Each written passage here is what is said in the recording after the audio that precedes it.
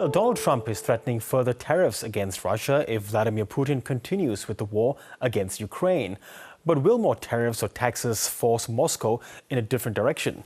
Well, Natasha Lindstaedt is a professor of government at the University of Essex and joins me now from Colchester in the UK. Natasha, good to have you on the program once again. Now, the US president's message to his Russian counterpart was, we can do it the easy way or the hard way in the form of high tariffs and more sanctions. Do you think Vladimir Putin is taking notice?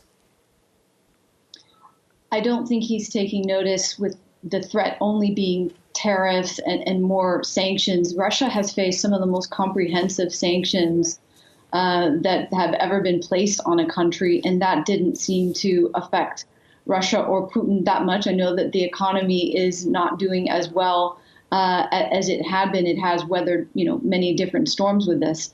But this threat is not really going to do much, because if you think about it, what on earth can the U.S. Sanction or put tariffs on?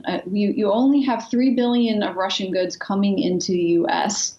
This is about 0.1% of U.S. total imports. The only thing that the U.S. gets from Russia at the moment are phosphate-based fertilizers and platinum. So there's just nothing left to sanction or tariff. And we've seen that even amidst all these economic issues that Russia is facing, they have a labor shortage, they have really bad inflation because of all the military spending, they have really high interest rates.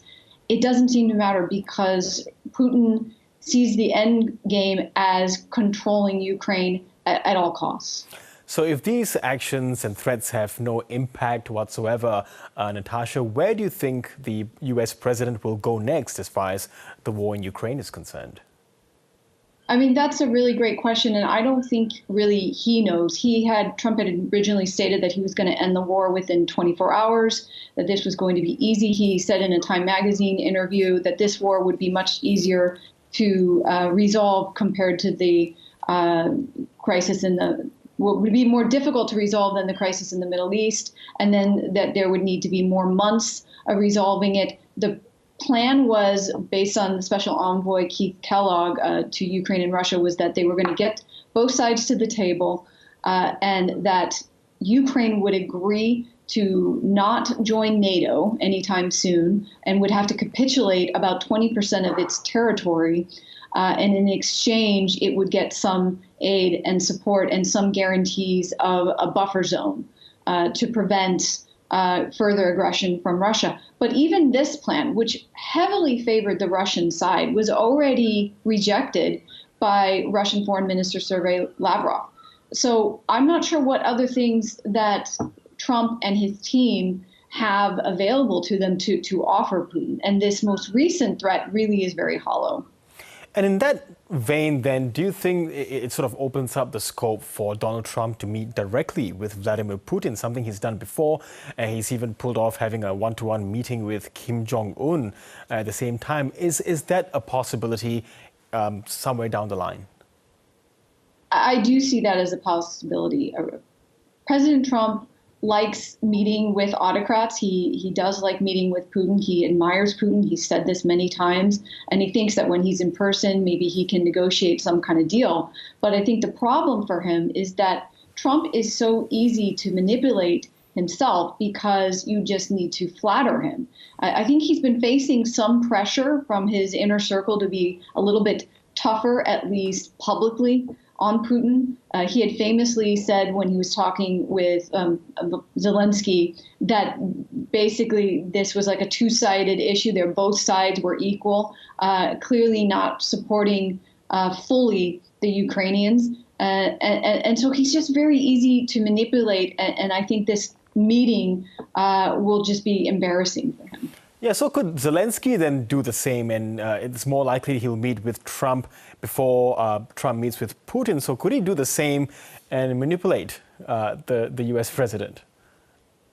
Well, that's what Zelinsky has been trying to do. He put out a statement that was very flattering of Trump, that a deal could be done with Trump. And he's been trying to signal that he thinks that Trump will help resolve the crisis. And he's doing that very strategically because he's hoping that then they can get more military aid from the U.S., which is so vital. Without U.S. military aid, Russia would be able to take over Ukraine within a year to a year and a half, according to some experts. But with U.S. military aid, it is really going to be difficult for Russia to do so. It's been much of a standstill. I know Russia, controls 20% of Ukrainians' territory, but at the rate that Russia's losing men, I mean, just in the month of October, Russia was losing 1,500 troops per day. They're having to recruit from North Korea and from Yemen. And they can't really withstand these levels of casualties if the U.S. were to continue to support Ukraine. So both leaders will be trying to flatter Trump, manipulate Trump, and to get the best out of the U.S. Yeah, and more recently, across broader Europe, the Polish PM Donald Tusk, he says Europe must be armed and for member states of the EU to take control of their own security, emphasizing that Europe can no longer rely on the US. So might things change in that direction in Europe? So Europe already has been trying to Trump-proof their regimes in the sense that they know that they will have to provide their own security.